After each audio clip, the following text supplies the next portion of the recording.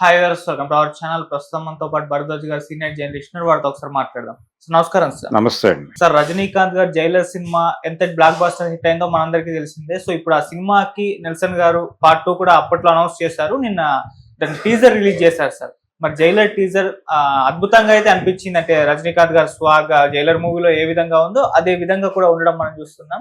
So మరి మీకు ఎలా అనిపించింది టీజర్? మరి దీన్ని బట్టి మూవీ ఎలా ఉండబోతుంది? మరోసారి ముత్తోల్ పాండ్యన్ ర్యాంపేజ్ చూడొచ్చు అని చెప్పేసి అభిమానులు అయితే ఆసక్తి ఎదురు చూస్తున్నారు సార్. మరి జైలర్ 2 పైన మీ ఒపీనియన్ సార్? అంటే జైలర్ 2 తీయక తప్పని ఒక అనివార్యత ఏర్పడింది నాకు అనేది టీజర్ ద్వారా ఆయన ప్రపంచానికి చెప్పాడు నెల్సన్.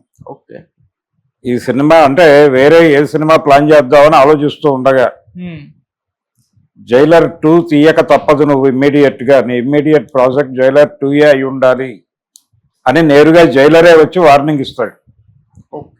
అది ఈ టీజర్ లో ఆయన చెప్పినటువంటి స్టోరీ. అవును, అంటే చాలా సందర్భాల్లో చాలా క్యారెక్టర్లు రైటర్ల ముందుకు వచ్చి తమ గురించి ఇలా రాసేవేమిటి అలా రాసేవేమిటి అని కోప్పడినటువంటి సందర్భాలు సాహిత్యంలో చూసాం మనం.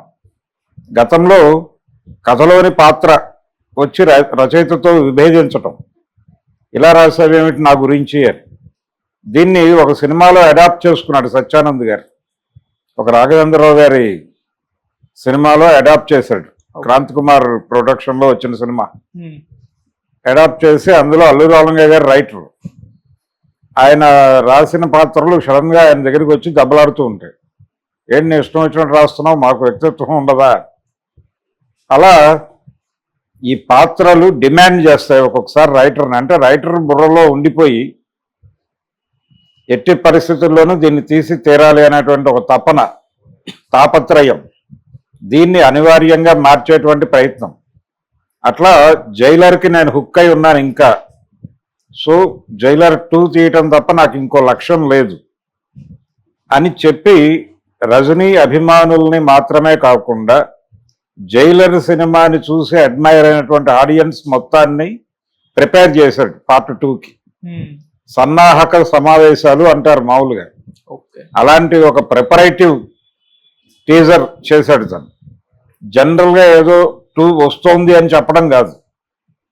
తను అనిరుద్ధ్ కూర్చుని మాట్లాడుకుంటూ ఉంటారు. మాట్లాడుకుంటూ ఉండగా ఏమిటి నెక్స్ట్ ప్రాజెక్ట్ అంటూ ఉండగా వరుసగా దాడులు జరుగుతూ ఉంటాయి. ఎవరు ఈ దాడులు చేస్తోందని చూస్తే జైలరే. ఈ దాడి ఎందుకు జరిగింది అని చెప్పాల్సిన బాధ్యత ఉంది నీకు అని చెప్పేసి ఆయన వాళ్ళ ముందు ఒక క్వశ్చన్ మార్క్ని పెట్టి వెళ్ళిపోతాడు జైలర్ గారు. సో ఈ దాడుల నేపథ్యం ఏమిటి, జైలర్ టార్గెట్ ఏమిటి? నిజానికి జైలర్ సినిమాకే ఒక మాతృక ఉంది. అది తంగ పథకం అనేటువంటి ఒక శివాజీ గణేశన్ గారి సినిమా లైన్ కొంత కనిపిస్తుంది అందులో. అంటే పర్టికులర్గా కొడుకు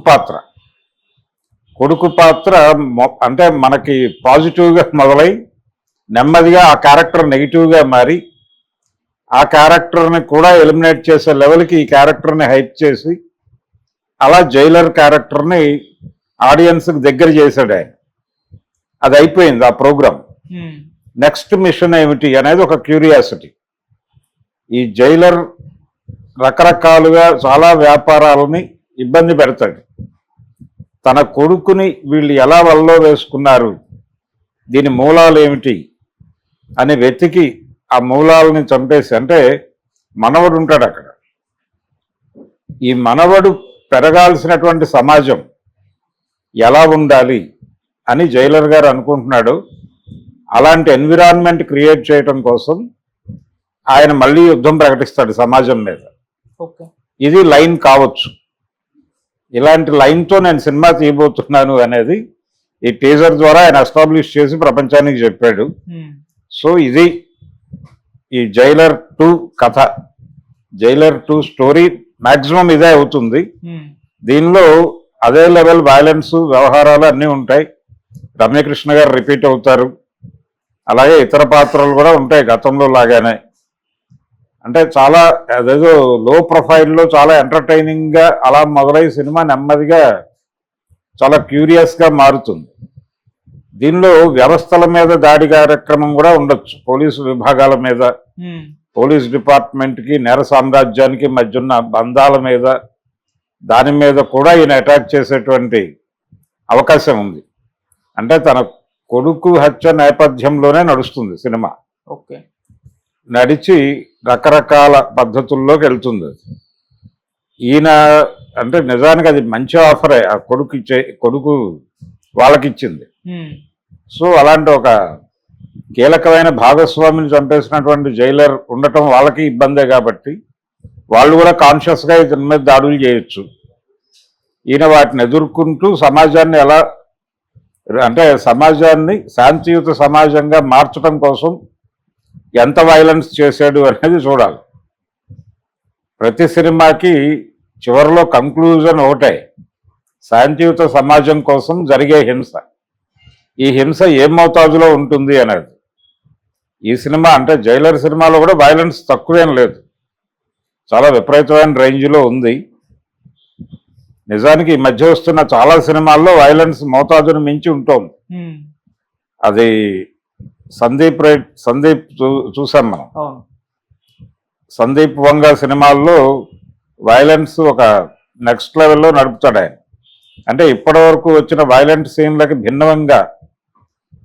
భిన్నంగా మాత్రమే కాదు, ఈ వైలెంట్ సీన్స్ని ఎవరైతే జీర్ణించుకుంటున్నారో వాళ్ళు భయపడే లెవెల్లో ఆయన డిజైన్ చేస్తాడు. అది ఆయన ప్రోగ్రామ్.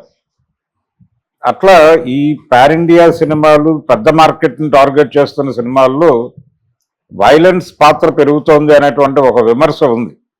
ఆ విమర్శ జైలర్ సినిమా మీద కూడా ఉంది. ఈ పార్ట్ 2లో కూడా వైలెన్స్ దానికి మించి ఉండే అవకాశం ఉంది అనేది కూడా ఈయన టీజర్లో చెప్పాడు ప్రపంచానికి.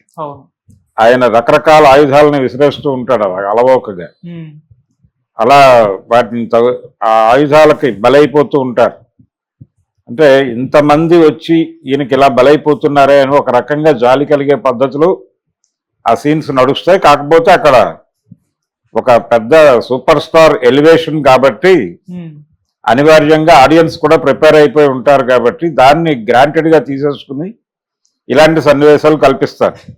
అంటే వెటరన్ హీరోలతో సినిమాలు చేయటం అనేది ఆ ఫీట్ చేయాలి అనుకున్న ప్రతి డైరెక్టర్కి ఇవి తప్పవు. సో ఇప్పుడు Nelson next movie Jailer 2A అవుతుంది. జైలర్ 2 అయిపోయిన తర్వాత ఆయన ఇంకో సినిమా వైపు చూస్తాడు. అది ఆయన ఒక రకంగా హింట్ ఇచ్చేసాడు. అయిపోయింది అంటే వెరైటీగా ఉంది టీజర్, రొటీన్ టీజర్లా కాకుండా ఈ టీజర్ ద్వారా చాలా విషయాలు ప్రపంచానికి చెప్పే ప్రయత్నం చేశాడు తనే కనిపించి. ఇది ఆ డిజైనింగ్ బాగుంది, టీజర్ డిజైనింగ్ చాలా బాగుంది, అట్రాక్టివ్గా ఉంది, ఆడియన్స్ కనెక్ట్ అయింది, మంచి వ్యూస్ వస్తున్నాయి, జనం ప్రిపేర్ అవుతున్నారు జైలర్ 2 చూడటానికి. ఏ రేంజ్ హిట్ అవుతుందో మళ్ళీ మాట్లాడుకుందాం. ఈ సంవత్సరం వచ్చే ఛాన్స్ ఉందా సార్? నెక్స్ట్ ఇయర్ వచ్చే చెప్పలేం, మొదలు పెడతాడు ఆయన.